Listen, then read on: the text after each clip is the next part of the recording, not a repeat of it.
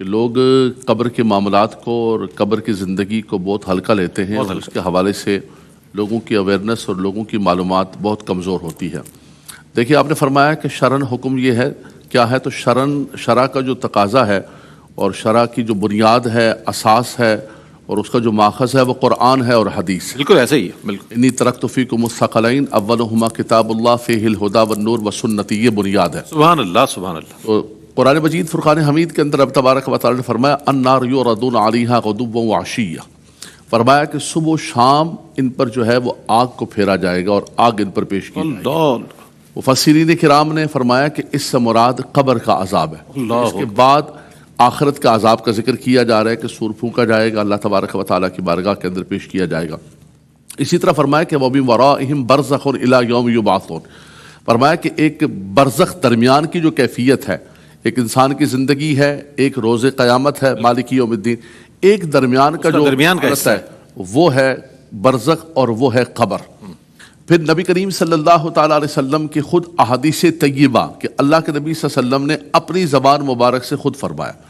تو وہ دین کی اتھارٹی ہے، بے شک وہ شارع ہیں، ان کا کہنا ہی دین ہے، اور قرآن ناطق ہے۔ سبحان اللہ، قرآن ناطق ہے۔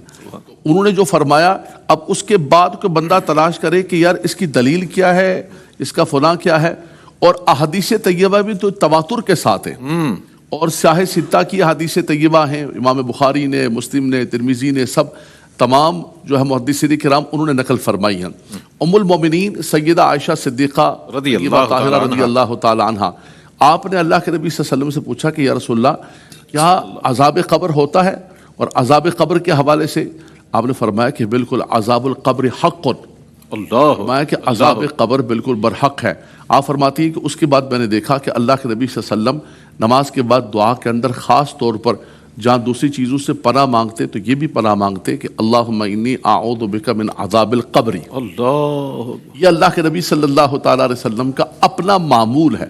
کہ حضور علیہ السلام نے، تو اس سے پتہ چلا کہ عذاب قبر ہے تو اس سے پناہ مانگی جا رہی ہے، بالکل۔ اور عذاب قبر ہوگا یا نہیں ہوگا اس کے حوالے سے خود اللہ کے نبی صلی اللہ علیہ وسلم نے بیان فرمایا۔ سیدنا عثمان غنی رضی اللہ تعالیٰ ذو النورین،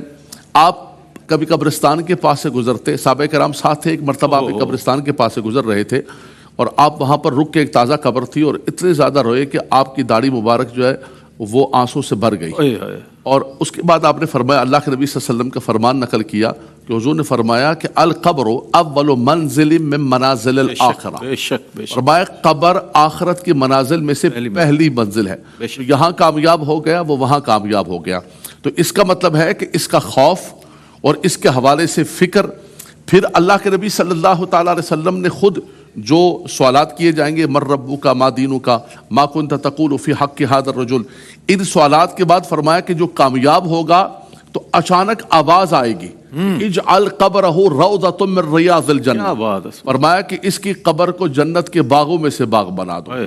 جنتی ہوائیں، جنتی بچھونا، جنتی فضائیں، اور خدا نخواستہ جو جواب نہیں دے سکے گا تو فرمایا کہ اس کی قبر جہنم کے گڑھوں میں سے گڑھا بن جائے گی۔ حضور نے فرمایا کہ تمہاری قبر یا تو جنت کے باغوں میں سے باغ ہے یا جہنم کے گڑھوں میں سے گڑھا ہے، صبح قیامت، بالکل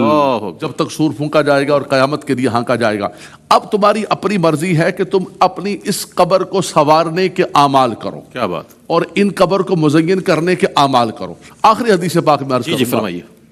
کہ عذاب قبر ہوتا ہے یا نہیں ہوتا ہے، اور اس کی شرعی حیثیت کیا ہے، قرآن کیا کہتا ہے، نبی کریم صلی اللہ تعالیٰ علیہ وسلم کیا فرماتے ہیں۔ اللہ کے نبی صلی اللہ علیہ وسلم جو ہے وہ تشریف لے جا رہے قبرستان سے، اچانک حضور نے ایک ٹینی کو توڑا اور ایک قبر پہ لگایا، بلکہ توڑ کر دو قبروں پہ لگایا حضور صلی اللہ علیہ وسلم نے، فرمایا کہ یہ دو قبر والوں کو عذاب ہو رہا تھا۔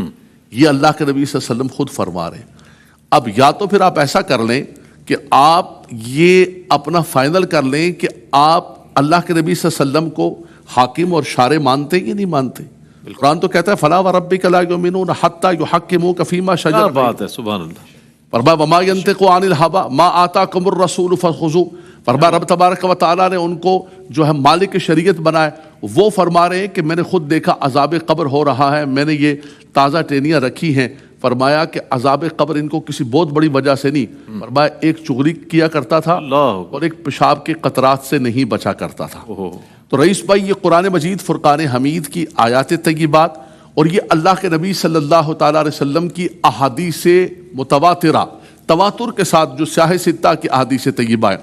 دوسری بات یہ کہ ہمارا کانسیپٹ یہ ہے کہ یہ زندگی ایک عارضی زندگی ہے، یہاں سے ہم کہتے ہیں فلاں کا انتقال ہو گیا، بالکل وہ یہاں سے وہاں منتقل ہو گیا۔ کہتے ہیں موت کو سمجھا ہے غافل اختتام زندگی،